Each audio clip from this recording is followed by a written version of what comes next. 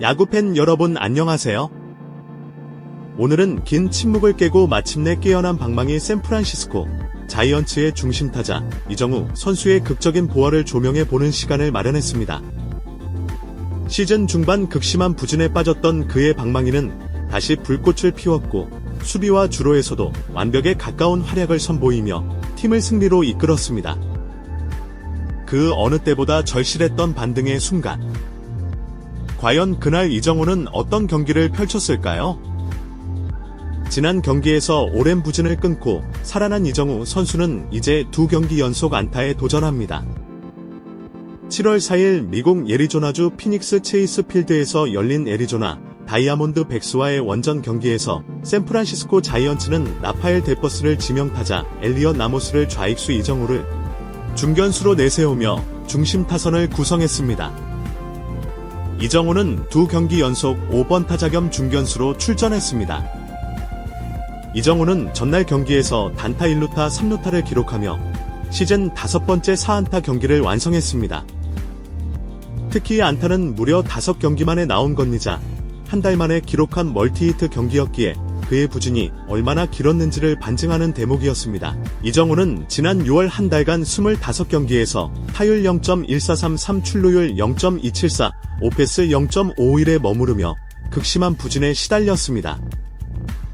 이로 인해 시즌 누적 성적도 하락세를 피하지 못했습니다. 시즌 84경 기출전 기준 하율 0.246, 출루율 0.320, OPS 0, 672 타율은 2할 중반까지 떨어졌고 OPS 역시 0.600 대출 위기에 놓였던 이정우는 전날 경기에서 장타 2개를 포함한 맹타로 간신히 0.700 700대를 지켜냈습니다.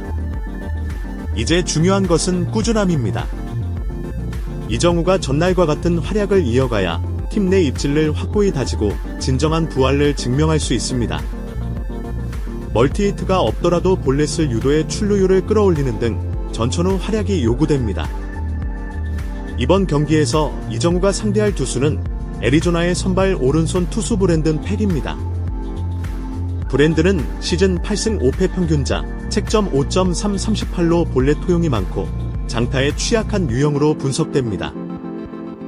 이정우가 지난 경기에 타격 리듬을 유지한다면 이번 경기에서도 좋은 성적을 기대해볼 수 있습니다. 이정우는 정말 그날의 이정우로 돌아왔습니다. 타석에서는 정교한 스윙으로 경기 분위기를 주도했고 수비에서는 결정적인 순간을 막아내며 마지막에는 결승 득점까지 책임지며 팀 승리에 결정적 역할을 했습니다. 그가 지난 경기 결장에서 제외됐을 당시 여러 해석이 있었습니다. 단순한 휴식인지 장기 부진에 대한 경고인지 말이 많았지만 멜빈 감독의 선택은 철저한 계산이었습니다. 이날 상대 선발이 바로 KBO 시절부터 이정우에게 유독 약했던 메릴 켈리였기 때문이었습니다. 첫 타석 투어 아웃 주자 1루 상황. 켈리는 빠르게 스트라이크 존을 공략하며 승부를 시도했지만 이정우는 이를 정확히 예측했습니다. 완벽한 타이밍의 스윙은 시속 101.3마일의 강한 타구로 이어졌고 공은 우측 담장을 강타한 후 3루타가 되었습니다. 이 타구는 대부분의 메이저 리그 9장에서 홈런이 될 수 있는 거리였고 기대 타율도 0.50 모형에 달하는 완벽한 결과였습니다. 이 경우의 감각은 이어진 타석에서도 빛났습니다.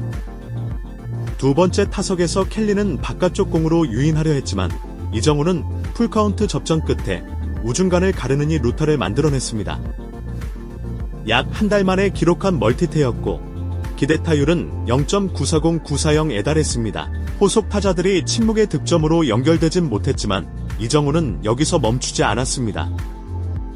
3루수 앞으로 타구가 나왔을 때 그는 재빨리 송구 방향을 파악하고 3루로 달려들었습니다.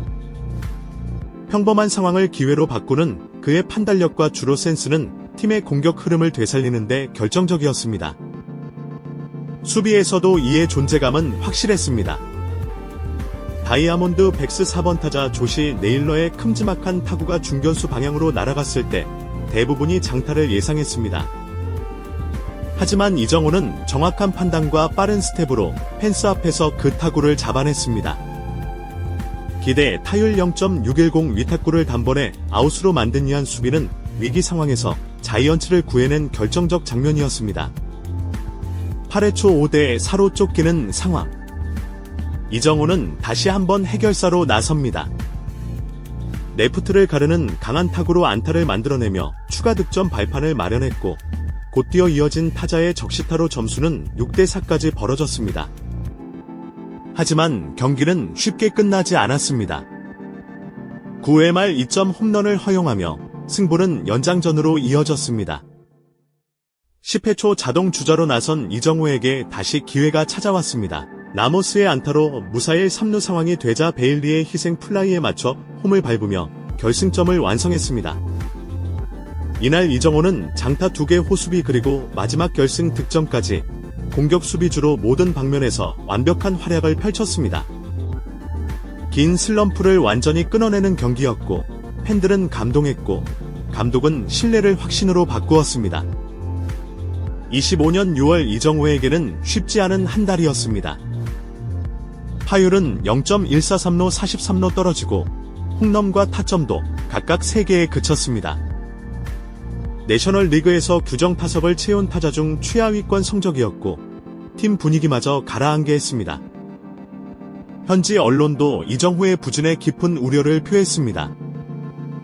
그러나 7월 3일 피닉스 체이스 필드에서 열린 애리조나 다이아몬드 백스와의 경기에서 이정호는 반등의 신호탄을 쏘아 올렸습니다.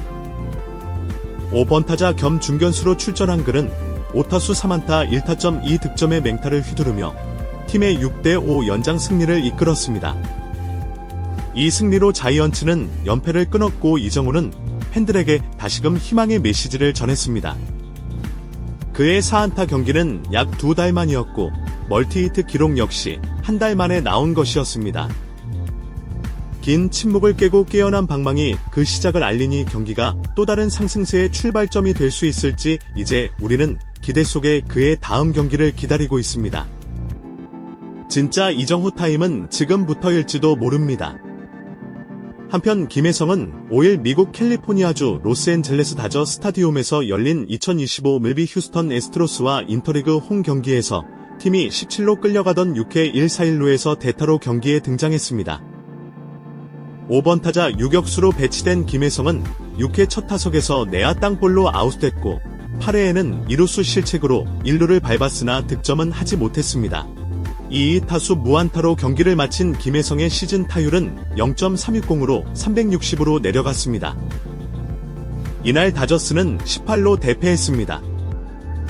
다저스는 17로 끌려가던 6회 등판한 오른팔 불펜 노아 데이비스가 1과 1분이 이닝 6피안타 3볼넷 17점으로 무너지면서 대패를 면치 못했습니다. 휴스턴 호세의 알투베는 홈런 2개를 포함해 3타수 3안타 2볼넷 5타점 4득점으로 맹활약해 팀 승리에 앞장섰습니다. 7월 4일의 극적인 경기 이후 샌프란시스코 자이언츠 클럽하우스는 모처럼 웃음꽃이 피어났다.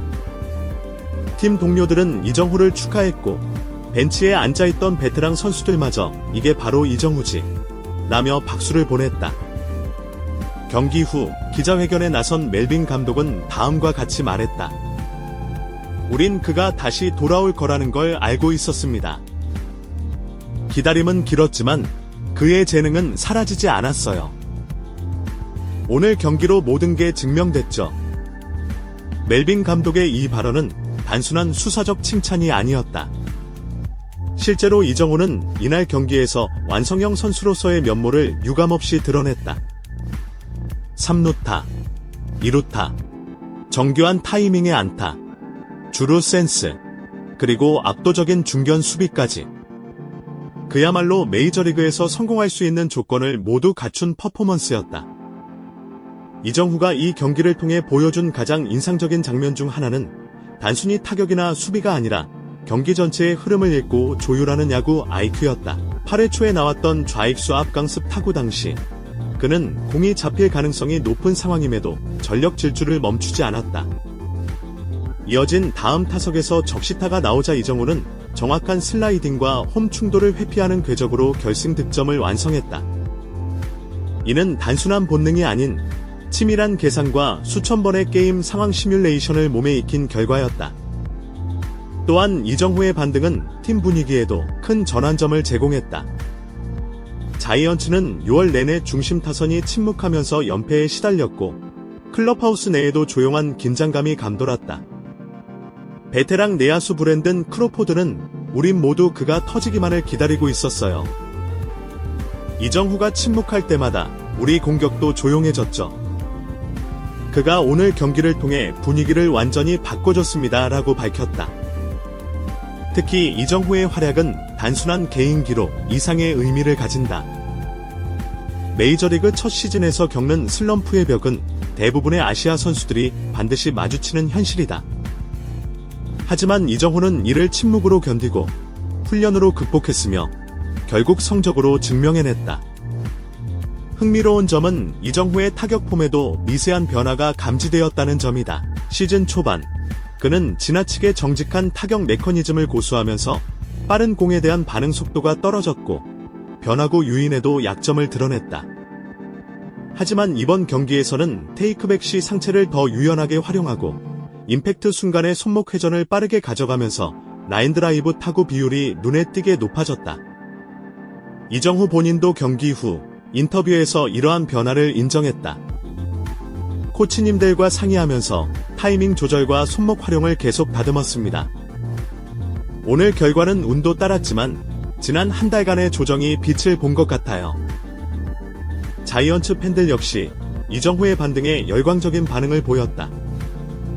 경기 후 SNS에서는 샵사인 리이즈백, 샵사인 용우타임 같은 해시태그가 트렌딩을 장식했고 MLB 네트워크는 하이라이트 영상의 이정후, 마침내 깨어나다 라는 제목을 붙이며 그 의미를 조명했다.